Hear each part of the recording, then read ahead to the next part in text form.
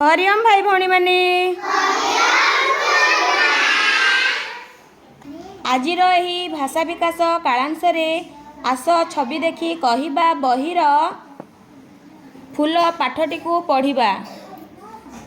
शिशु भाई भौणी माने तम माने समस्ते फूल देखिथिबो, विभिन्न प्रकार फूल देखिथिबो, तुम बाड़ी बगीचा रे फूल देखिथिबो। एही चित्रटी को मध्य देखिबा, एथिरे विभिन्न प्रकार फूल अछि। एबे एही फूल पाठर विभिन्न प्रकार फूलर गोटे गोटे वाक्य रे कहिबी, तापर समस्ते गुरुमां पछरे कहिब, मने रखिब आउ निजे कहबा पई चेष्टा करिब। बुझिल? ताहेले एबे मु कहूची सुन। एठारे फूल गछर चित्र अछि। पोखरी रे पद्म फूलटीए फुटिछि। पाखरे कढ़टीए अछि। टगर गछरे धला रंगर टगर फूल फुटिछि। मंदार गछरे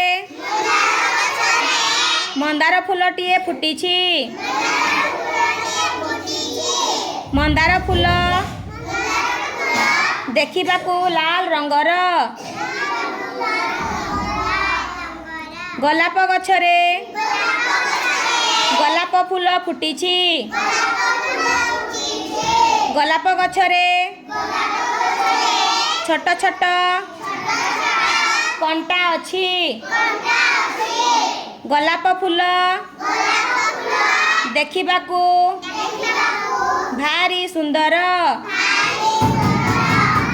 एबे गुरुमा पचारिबे, समस्ते कहबा पई चेष्टा करिब। पोखरी रे केउ फूल फुटिछि? पद्म फूल पाखरे कौन अछि? कढ़टीए अछि। टगर फूलर रंग केमिति? मंदार फूलर रंग केमिति?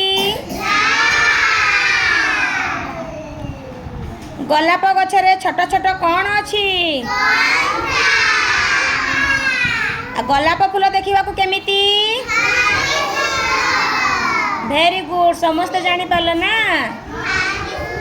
एही परी समस्ते क्रम रे कहबा पई अभ्यास करिवो आउ मने रखिबो।